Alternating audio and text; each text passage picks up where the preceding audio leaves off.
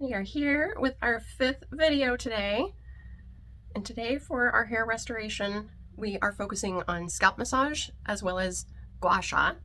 This is going to increase blood circulation.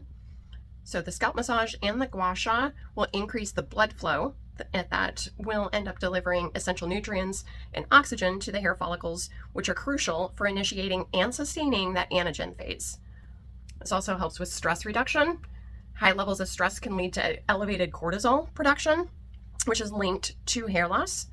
By reducing stress through relaxation techniques like scalp massage and Gua Sha, the body can maintain a healthier hormone balance, supporting the transition of hair follicles into the anagen phase.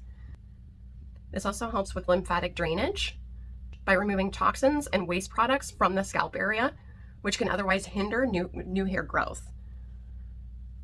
Since we have all the increased circulation, you will also see enhanced product absorption and efficacy.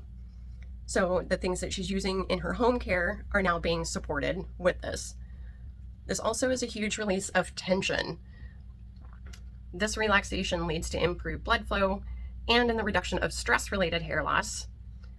Through our massage of the scalp, we are activating the frontalis, occipitalis, temporalis, the masseter, and where the SCM comes up and connects. So by incorporating scalp massage and Gua Sha, we're addressing stress-related tension, lymphatic impaction that can affect the flow of nutrients or a buildup of toxins.